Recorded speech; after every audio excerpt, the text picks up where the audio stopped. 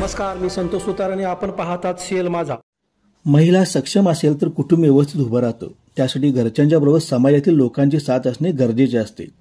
महिला भगिनी अडचणीत असल्याचा फायदा घेऊन मायक्रो फायनान्स कंपन्यांनी त्यांना फसवलं. त्या कर्जाच्या कचाट्यात अडकल्या गेल्या. त्यामुळे माता भगिनीने आर्थिक साक्षर करून सक्षम करण्याचं माझं ध्येय आहे.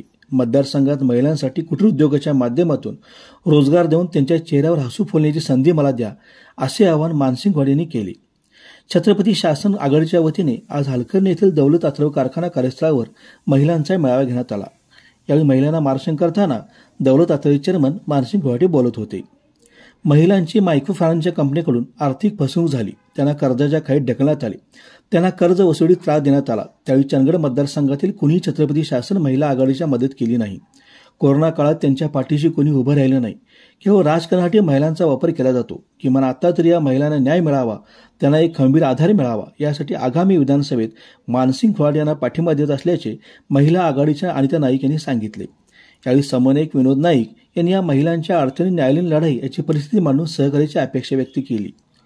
महिला मायक्रो फायनान्सच्या कर्जात सापडल्या आहेत, त्यांना शक्य तितकी मदत करू. कर्ज देणाऱ्या कंपनीकडून झालेली फसवणूक, त्यातून होणारी फरफड थांबवण्यासाठी हे कर्ज कशा पद्धतीने फेडता येईल, त्याचबरोबर कंपनीविरोधात सुरू असलेल्या न्यायालयीन खटल्यात चांगले वकील देऊन त्यांना सहकार्य करू, जेणेकरून त्यांना लवकरात लवकर न्याय मिळेल, यासाठी प्रयत्न करत असलेले देखील यावेळी मानसिंग घोड यांनी सांगितले.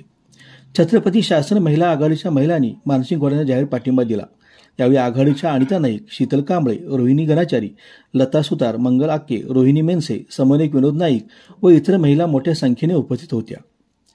इथल्या शेतकरी कामगार महिलांचा कधी विचार केला गेला नाही. आपल्या मतदारसंघात हा अस्मानी संकटाने घेरलेला असून या सुलतानी संकटाला झेलत जीवन जगत आहोत.